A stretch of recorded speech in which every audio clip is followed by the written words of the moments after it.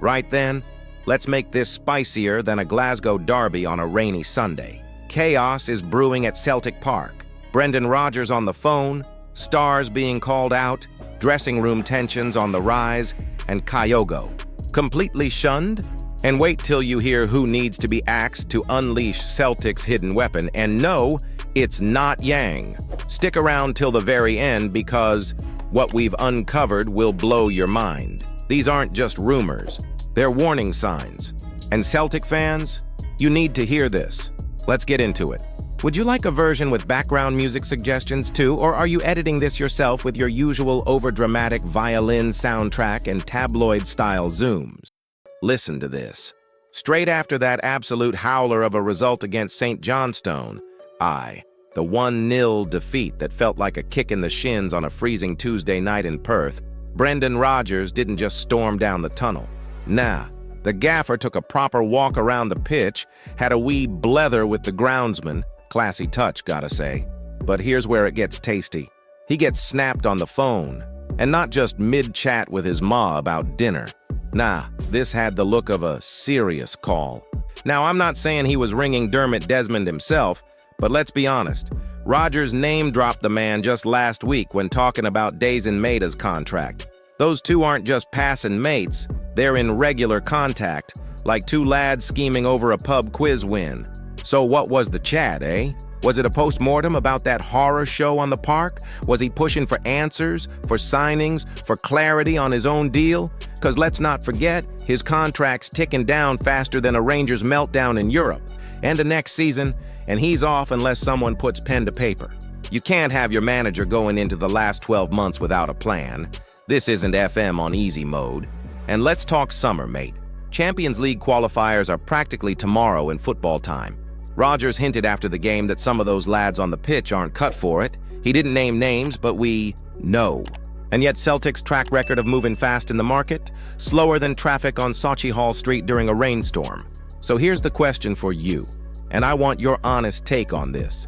If Rodgers doesn't get what he wants this summer, backing, transfers, and a new contract, do you still believe he's the man to take us forward, or are we looking at another messy split like the last time? Go on, let it rip in the comments. Right, sit yourself down for this one, because it's about to get a wee bit spicier than a Friday night curry from the Barras. So, Sunday's defeat to St. Johnstone.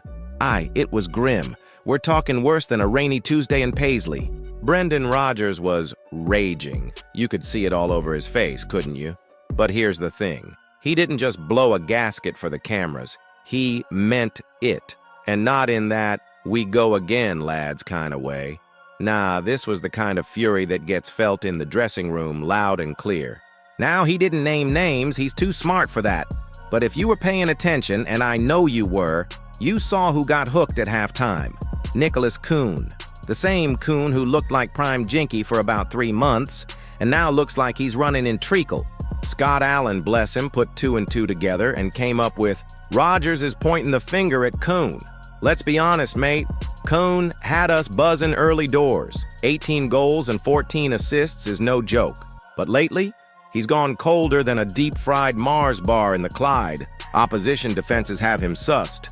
Onto his left foot, and that's it. No magic, no spark, just vibes and overhit crosses. It's not enough when you're wearing the hoops. Rodgers knows this. That phone call we were talking about yesterday, you better believe Kuhn's name came up. You don't sub a lad at halftime in a must-win game unless you're sending a message. And Rodgers is sending more messages than a drunk ex on Hogmanay. He wants better. He needs better. And if you ask me, Kuhn's got a decision to make. Find that fire again, or find a new bench to warm. So here's your question. You sitting there with your cuppa and that worried look. Is Kuhn just in a dip? Or is he not good enough for what Celtic needs next season? Should he even be in the plans? Go on then, stir the pot. Let's be having it in the comment. Right, here's one for you that stings more than stepping on a plug in your bare feet. Kyogo Furuhashi, that Kyogo, is gathering dust on the bench in France. The lad left us in January for Rennes in a 10 million move. And since then, nada. Zip, zilch. The most exciting striker we've had in years is now getting treated like a pair of novelty socks. kept in the drawer and only brought out when someone's desperate. He never even got on the pitch yesterday as Rennes lost 1-0 at home to Auxerre. They're now only 6 points off the relegation playoff spot, and still their manager, Habib Bey, can't find a single use for one of the most clinical finishers in Europe. I mean, come on. He put on 5 subs. 5. And none of them were Kyogo. That's not a rotation thing, that's a don't rate you pal thing. And last week, they threw him on for the final 7 minutes of stoppage time, in a game that was already 3-0. That's not a cameo, that's a public humiliation with shin pads. This is a guy who gave everything in the hoops. 85 goals, countless big moments, a treble. And now he's watching games like he's been grounded. And get this, he arrived 3 days before Bey took the job, which means the manager never even wanted him in the first place. You've got to wonder what kind of planning is going on over there, or if Kyogo's just been stitched up by timing and bad luck. So let me hit you with this wee fire starter. Did Kyogo make a huge mistake leaving Celtic, or did Celtic actually get the timing perfect cashing in when they did? You tell me, because I'm not sure what's more tragic, him rotting on a bench in League One, or us still talking about him because no one stepped up to fill his boots properly. Oh boy, here we go again.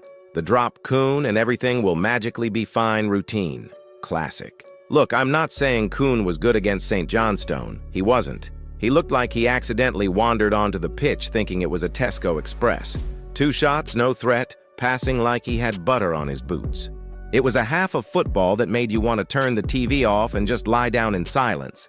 But let's not pretend he's the sole reason Celtic forgot how to score against a team that's usually found hiding near the relegation bin. The whole front line looked like they were trying to solve a Rubik's Cube while blindfolded. Maida was basically a ghost with a haircut. O'Reilly looked more like a man thinking about his dinner than making incisive passes. Now, should Kuhn be dropped? Sure. He's currently contributing less than a garden gnome with a pulled hamstring. But let's not act like there's a ready-made genius waiting behind him, unless, and here's the twist you weren't ready for, Rodgers finally gives Luis Palma the full reins. Yes, that Palma. The guy with enough flair to light up a blackout and who's been weirdly underused considering he's one of the few Celtic players capable of doing something unpredictable without tripping over himself. Unleashing Palma instead of Kuhn isn't just a tactical tweak. It's Rodgers reminding the team that performances actually matter, that you can't coast on your earlier season highlight reel while looking like a second-tier winger from a FIFA career mode save gone stale. Let Kuhn stew on the bench, rediscover what a football is, and in the meantime give the guy with the most chaotic good energy on the wing a proper run. Unless Rodgers thinks a third loss in 4 is a character-building experience, in which case, by all means, rinse and repeat. Would you start Palma against Kilmarnock? Or are you going to surprise me and say Yang, the human roulette wheel of productivity?